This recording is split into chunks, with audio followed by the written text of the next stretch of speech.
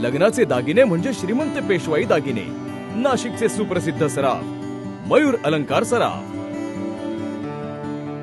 नाशिक मनपा आयुक्त मनीषा खत्री, उपायुक्त सुवर्णा दखने यांच्या आदेशान्वये पश्चिम विभागीय अधिकारी यांच्या मार्गदर्शनाखाली शालिमार ते गाडगे महाराज पुतळा ते मेन रोड व दहीपुलापर्यंत रस्त्यावरील अतिक्रमित हातगाड्यावाल्यांवर, दुकानधारकांवर अतिक्रमण कारवाई करण्यात आली. यामध्ये 1 ट्रक साहित्य आडगाव गोडाऊन येथे जमा करण्यात आले.